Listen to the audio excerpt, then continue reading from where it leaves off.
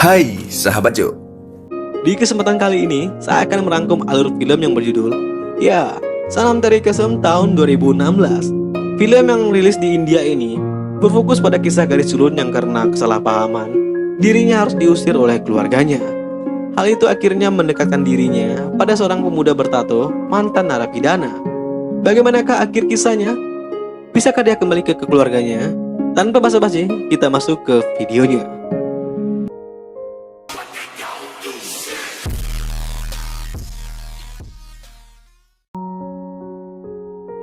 Di awal film kita akan diperlihatkan seorang pria tampan berjas rapi keluar dari persidangan. Pria ini bernama Inder Parihar. Dia adalah seorang pengacara handal. Di hari itu dia sukses menangani sebuah kasus yang membuatnya begitu disorot oleh berbagai media. Dia pun segera kembali pulang menggunakan mobil mahalnya. Dia pulang di kediamannya yang begitu mewah. Lalu kemudian dia mengambil sebotol wine dan dibawanya ke halaman belakang rumahnya. Dia mendekati sebuah pohon tua yang bunganya berguguran ketika kedatangannya. Di pohon itu terukir sebuah nama, Saraswati Parihar 1994 hingga 2015. Dan scene pun beralih ke masa lalu. Saat itu Inder terlihat di sebuah apartemen kumuh sedang memberi minum kepada kucing kesayangannya.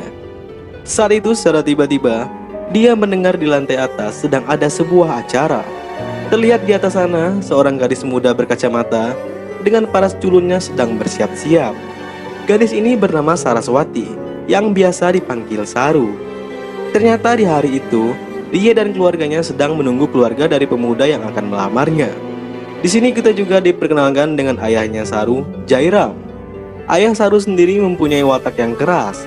Dia sangat menjunjung sekali agama, budaya, dan norma adat yang dijunjungnya.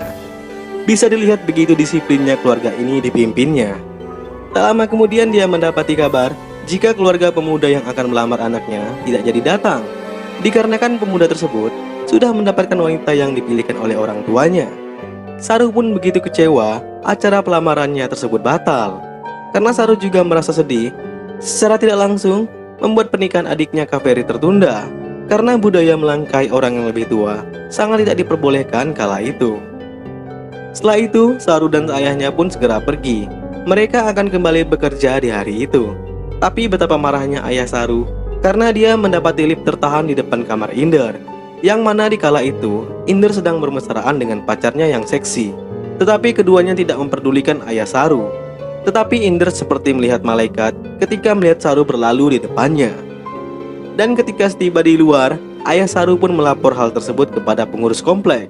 Dia mengesalkan perilaku Inder yang semena-mena di lingkungan itu. Ditambah Inder tidak segan-segan kepadanya. Padahal ayah Saru sendiri seorang pembina masyarakat yang disegani di lingkungan tersebut. Diketahui jika Inder adalah mantan narapidana. Dia dipenjara sejak umurnya 13 tahun karena sebuah kasus pembunuhan.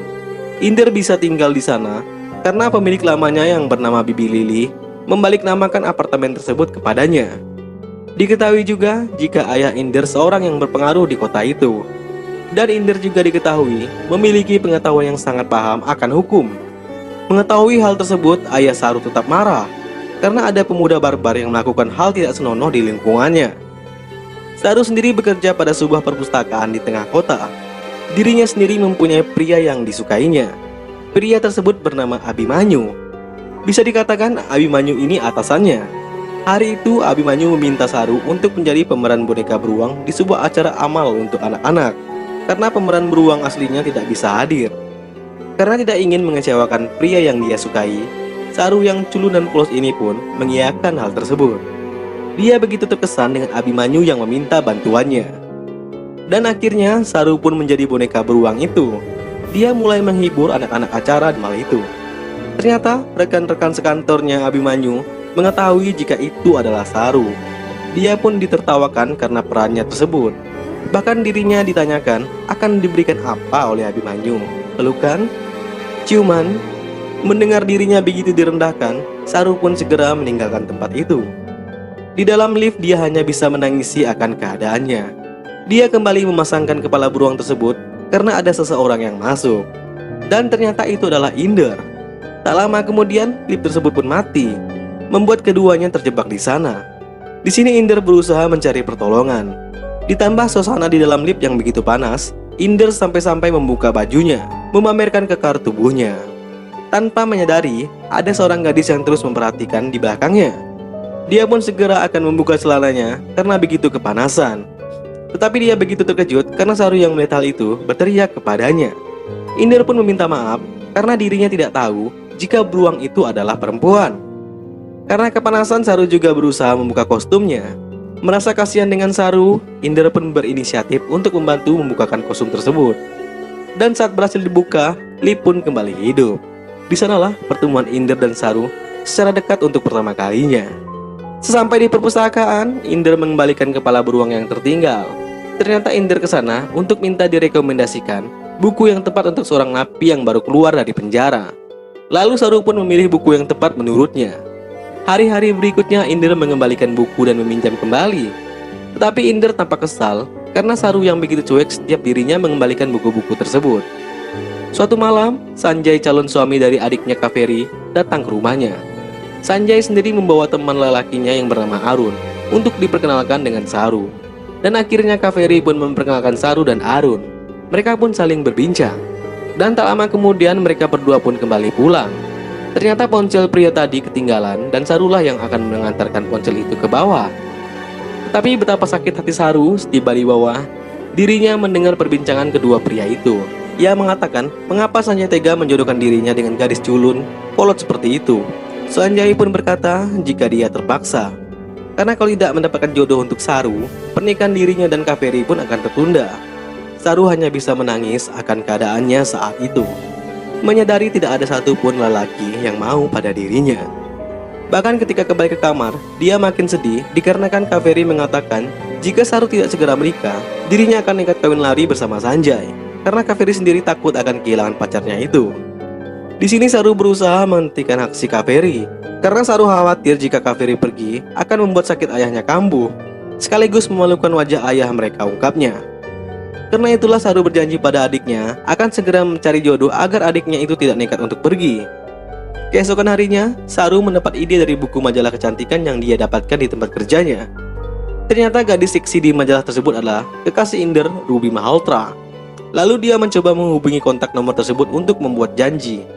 Dan betapa terkejutnya dia untuk membuat janji temu memakan waktu yang berbulan-bulan. Karena itulah subuh harinya Saru mendatangi apartemen Inder secara diam-diam. Tujuannya ke sana adalah untuk meminta rekomendasi Inder untuk bisa bertemu dengan kekasih Inder. Saru ternyata ingin merubah style dirinya supaya bisa menarik perhatian para laki-laki, agar dirinya cepat menemukan jodoh dan adiknya juga bisa bahagia. Sungguh niat yang mulia. Tak lama berselang, mantan pacar Inder yang dimaksud pun hadir. Kedatangannya kala itu ingin meminta maaf dan mengajak Inder balikan. Tetapi betapa terkejutnya dia melihat Inder bersama Saru di kamar itu. Dan bisa dipastikan, Ruby memikir yang tidak-tidak kepada keduanya. Di sini Inder berusaha menenangkannya. Tetapi apa daya, Ruby tetap berpikir yang tidak-tidak. Hal tersebut pun membuat Saru menangis. Karena hal itulah, Inder pun segera mengusir Ruby. Ruby yang terlampau kesal lalu melempar botol minuman yang dibawanya ke arah mereka. Dan pundak Inder lah yang harus menjadi korban. Karena itulah Inder membawa dirinya ke apotek. Tetapi saat berada di depan apotek, mereka pun harus diganggu oleh seorang inspektur polisi bernama Hari. Karena dia merasa curiga dengan luka yang ada di bahu Inder. Karena tingkah Inder yang seolah melawan, Inder hampir saja dibawa ke kantor polisi. Tapi berkat Saru hal itu pun batal, dikarenakan Saru menjelaskan semua yang terjadi dengan penuh memohon kepada inspektur itu. Karena permohonan Saru, mereka bahkan diantar menggunakan mobil polisi tersebut. Hal itu ternyata dilihat oleh penjaga apartemen di sana. Bahkan penjaga itu terus memantau sampai ke depan kamar Inder untuk mengetahui apa yang dilakukan Saru di kamar pria tersebut. Sementara itu Saru terus membantu Inder yang terlihat mulai lemah akibat lukanya. Bahkan Saru harus mengurus Inder hingga pagi. Sementara itu sang ayah yang baru saja tiba dari luar kota mendengar hal yang tidak-tidak tentang anak perempuannya. Akhirnya dia memutuskan untuk memeriksa sendiri. Dan betapa terkejutnya sang ayah, Saru terlihat sedang berduaan dengan Inder. Dan betapa terkejutnya Saru melihat ayahnya telah berada di depannya, memergoki dirinya berduaan dengan pria yang paling dibenci oleh ayahnya. Bahkan sang ayah segera refleks memukuli anaknya tersebut. Dia begitu kecewa. Inder berusaha menjelaskan jika ini salah paham. Tetapi apa daya, dengan hasutan tetangga-tetangga lainnya, makin menjadikan apa yang mereka bela tetap salah. Inder pun dituduh menggoda Saru kala itu. Bahkan Saru dikatakan telah merusak adat keluarganya hanya demi pemuda jahat seperti Inder. Ditambah kesaksian sang penjaga yang membuat ayahnya begitu murka, Saru di sini memohon untuk meminta maaf atas apa yang tidak dia lakukan. Karena terlanjur malu dengan apa yang dilakukan oleh anaknya tersebut, sang ayah langsung menelpon istrinya. Dia mengatakan segera hubungi pendeta untuk doa persembahan terakhir. Kira-kira 3 hari lagi untuk putrimu yang sudah mati. Saru pun dengan terkejutnya menangis mendengar ayahnya yang telah menganggap dirinya mati saat itu. Sang ayah juga mengatakan dengan jelas kepada tetangga-tetangganya jika hari itu anaknya Saru telah mati. Dan mereka semua pun diundang untuk menghadiri acara persembahan terakhir dalam beberapa hari ke depan. Dengan keadaan seperti itu, Saru masih menyempatkan untuk pergi kerja di hari itu. Sang ibu hanya bisa menangisi keadaan yang terjadi pada putri sulungnya tersebut. Sesampainya di tempat kerja, Saru pun mencari tempat tinggal yang baru, karena dirinya tidak akan mungkin diterima di rumahnya lagi. Dirinya pun menghubungi Inder atas perihal itu. Inder yang peka ternyata telah menyewakan tempat tinggal yang baru untuk Saru. Rumah sewaan yang bisa dikatakan cukup besar untuk Saru. Rumah itu masih kosong dan harus diisi berbagai perabotan. Karena itulah mereka berdua pun pergi ke pasar untuk membeli perabotan yang Saru butuhkan. Singkat cerita, keduanya pun sedang berjalan di sebuah jalanan. Tanpa sengaja, Saru memergoki seorang gelandangan yang memungut dompet seorang yang terjatuh. Di sini Inder berusaha mengambil dompet tersebut untuk dikembalikan. Setelah melihat identitas dompet tersebut milik siapa, Inder segera melempar dompet tersebut. Tapi Saru tetap mengembalikan dompet itu kepada pemiliknya. Di sini Inder tampak kesal dengan pemilik dompet itu. Sepertinya dia memiliki dendam tersendiri dengan pemilik dompet tersebut. Sampai-sampai Saru harus terjatuh karena Inder akibat berdebat tentang mengembalikan dompet itu.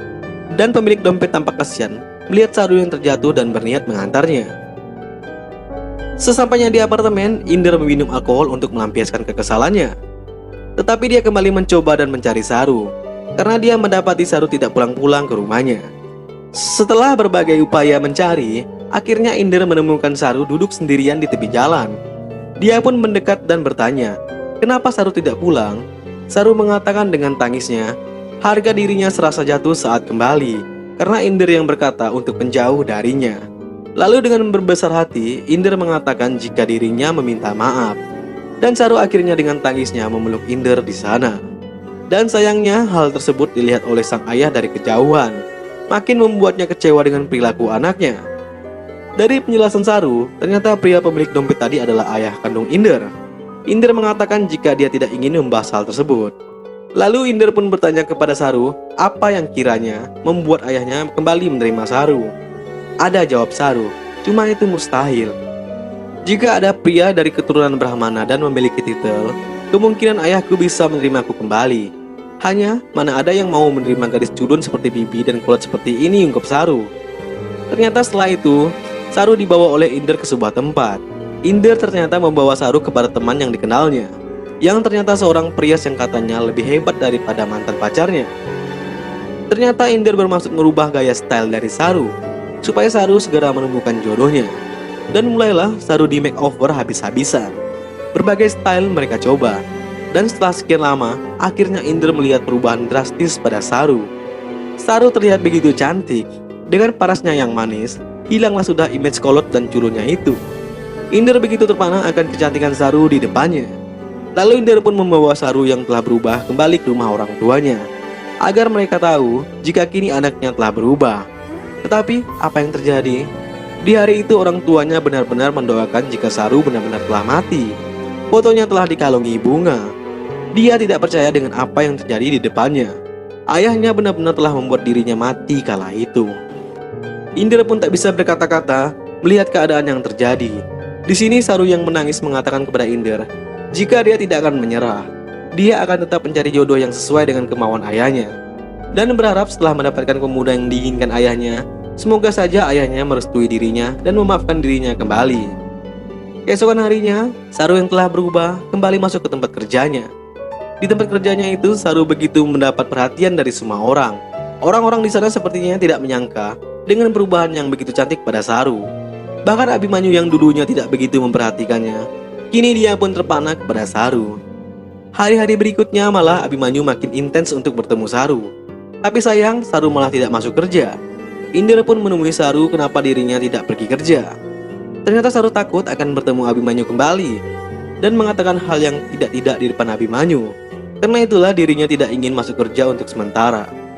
Ternyata kedatangan Inder kali itu ingin memberikan daftar nama pria yang bertitel kepada Saru. Inder ternyata ingin membantu Saru mendapatkan pria bertitel yang mungkin mau dengan Saru. Dan Saru pun hanya bisa terdiam melihat kebaikan Inder kepadanya. Dan akhirnya saat Saru kembali bekerja, Abimanyu telah menunggu kedatangannya. Tujuan Abimanyu di sana adalah untuk mengajak Saru berkencan dengannya. Dia mengatakan memang agak tiba-tiba. Abimanyu merasa jika perubahan Saru itu memang khusus untuk dirinya. Dan secara tiba-tiba Abimanyu mengatakan jika selama Saru tidak masuk kerja, saat itu jugalah dirinya merasa jika Saru adalah wanita yang dicarinya selama ini. Lalu secara mengejutkan, Abimanyu pun melamar dirinya saat itu juga. Saru pun terkejut bukan main. Pria yang selama ini dia sukai akhirnya mengajak dirinya menikah. Berita bahagia itu pun disampaikannya kepada Inder. Inder awalnya terdiam mendengar berita tersebut. Tapi dengan wajah yang tabah, dia pun mengatakan iya.